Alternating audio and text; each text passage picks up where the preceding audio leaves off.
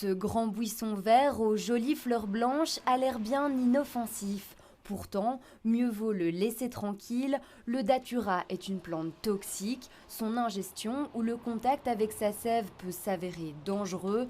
Heureusement, l'apparition de cette variété, originaire d'Amérique centrale, est peu habituelle à Bruxelles. Cette plante n'est pas considérée comme une espèce envahissante en région bruxelloise actuellement.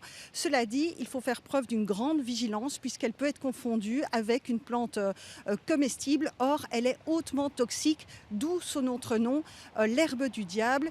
Que le datura soit peu présent à Bruxelles n'empêche pas quelques intoxications annuelles.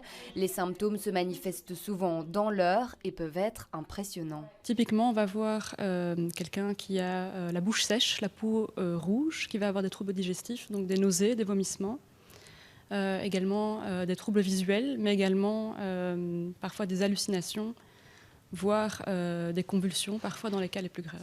Le contact cutané en tant que tel ne pose donc pas de problème. Malgré l'aspect impressionnant du spécimen scarbécois, Natagora appelle à relativiser. Il n'y a pas lieu de s'inquiéter de l'expansion du datura à Bruxelles parce que ça fait des dizaines d'années qu'il est présent sur le territoire et dans la nature. Les plantes peuvent, pour certaines, être toxiques et poser des problèmes de santé publique, mais ce serait contre-productif de chercher à les éradiquer, de chercher à supprimer ces plantes de notre territoire qui est largement urbanisé et qui a besoin de cette végétation. Le plus important pour la SBL est donc plutôt de faire connaître les différents types de plantes au grand public et au-delà du datura, à Bruxelles, c'est finalement surtout à l'invasive et urticante berce du Caucase qu'il faut faire attention.